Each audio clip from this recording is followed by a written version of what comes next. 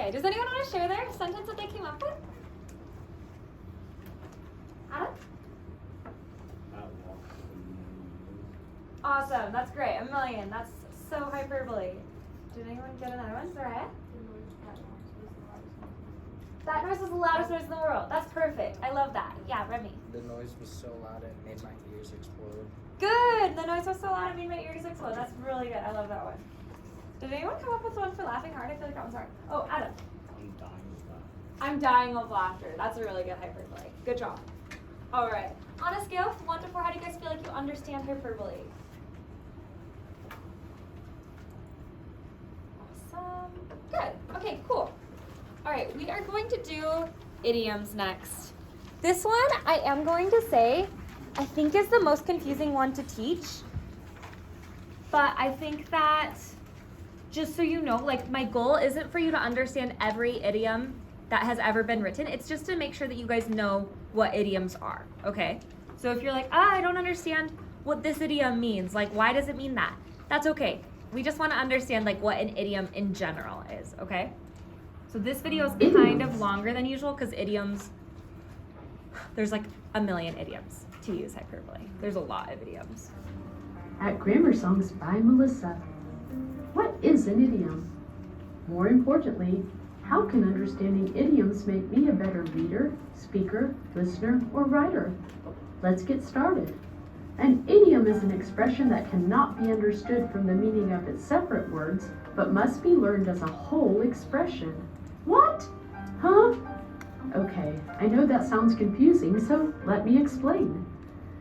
Idioms are a form of figurative language, which means the words cannot be taken literally or exactly. Literally? Exactly? Let me show you an example. You may have heard someone use the idiom, "It's raining cats and dogs." In a literal or exact sense, this expression will look something like this: "It's raining cats and dogs." But the meaning of an idiom is figurative. The words and meaning don't exactly go together. "It's raining cats and dogs" really means it's raining very hard. People use idioms every day when speaking English without even realizing they are doing so. "These groceries cost an arm and a leg." This can be really tricky for people learning to speak English. An arm and a leg? Maybe I should shop somewhere else. Authors use idioms to communicate a special and precise message to the reader. Famous authors like William Shakespeare used and even created many idioms that we still use today. In fact, it is estimated that there are at least 25,000 idioms used in the English language today. Oh no! Yikes! How will we ever learn them all? Relax. I don't think any one person actually knows all of them. The important thing is to understand that the words used in an idiom are not literal. They mean something else. Practice your understanding of idioms in real life when you read, "You are the apple of my eye." Watch TV, "I'm glad you didn't get cold feet." And especially when you listen and speak to others at home and other places. "This game is coming down to the wire." May we practice now? Sure. Can you make it rain cats? Okay, we're not going to listen to the whole thing. Do you guys, does it feel like you understand so far what it is? Were there any of those that you guys recognized? Had you guys heard "It's raining cats and dogs" before? Yes. Had you guys heard "It's down to the wire" before? No. Had you guys heard "getting cold feet" before? Yes. Yeah? Okay. So idioms are basically like what she said. It's an expression that doesn't mean literally what it says it means. So yeah, it's really confusing if English isn't your first language. Because like spilled the beans, I have no idea where that came from. Because like maybe like when people used to gossip, they used to have beans and then like they would spill them so that people can overhear them talk about the gossip or something. I don't think that's true, but I'm just saying like I don't know where it came from, right? Idioms come from weird places. There is an idiom that we are creating like right now. Because you guys know how like if I say like hang up the phone and I'm like, can you guys act out hanging up the phone? Act out hanging up the phone. Okay, right? But like, usually for most of you guys, like really you go like this, right? But in like the olden days, you used to like literally have to like hang your phone, right? So like it used to be literal. It used to be like, well, you hang up the phone and you have to like hang it, right? On like a little wire, whatever thing. But now it's like hanging up your phone, you're just pressing a button. So it's kind of becoming an idiom. And right now we know where that comes from because it's not like so far ago. Like your parents probably hung up the phone literally. But now we just hang it up like an idiom, kind of. So in the same way, like we used to know where these came from, people probably used to know where it's a piece of cake came from. We don't really anymore. We just know what it means. Or we learn what it means. And again, it's really hard to learn all the idioms because sometimes certain people use more idioms than others. Sometimes people like from different generations know like idioms that other people don't know. Like spill the tea is like a younger generation idiom than like an older generation. So maybe your grandparents don't use it, but maybe they use ones that you guys don't use, right? So that's part of why idioms can get really confusing. But that's what an idiom is. It's just a word that doesn't mean it's a real thing. So, or a phrase that doesn't mean its literal meaning.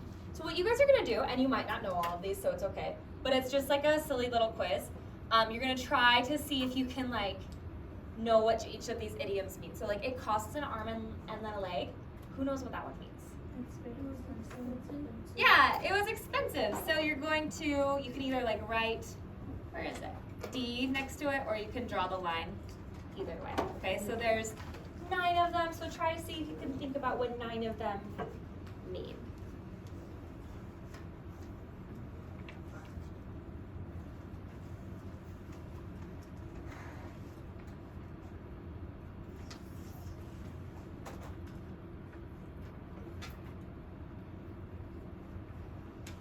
I don't see the answer for it's raining cats and dogs. Do you guys? No. I just been reading it. I was just like, I think I made a mistake. I think there's not the answer for it's raining cats and dogs means that it's raining really hard. So the other ones though I am seeing. So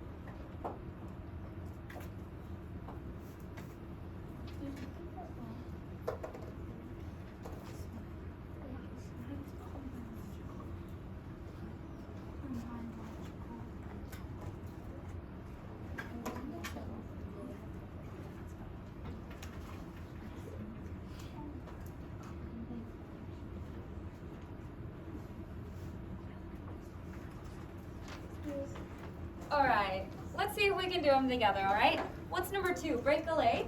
Good luck. Good luck. Awesome. What about I'm going to eat, sorry. I'm going to hit the snap. Stop. Going to bed. Good job, you guys. What about it's a piece of cake? Very Good. I'm all bent out of shape. I'm upset. Good. I'm upset.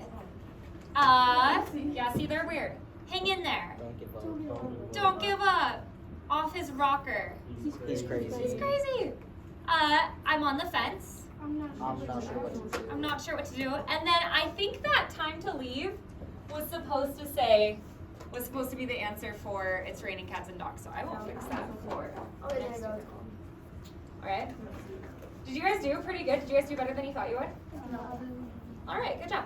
Anna, we're not gonna see how many answers you guys got right because again, idioms kind of depend on where you grow up. Like my husband, he lived in California and he knows different idioms than me. I don't know if it's a California thing or his family thing. because his parents are like older than mine, so maybe they just use different idioms, but I don't know.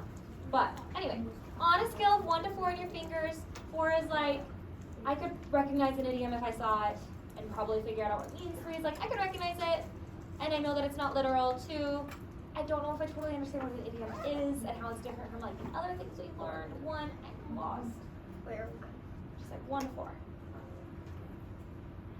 Okay, awesome, solid. All right, anywhere from 3 to 4 is gonna be perfect because idioms, they're tricky, dude. All right, the last one though, the last one that we're going to, or the next one, I guess I should say, I like teaching, so that's good.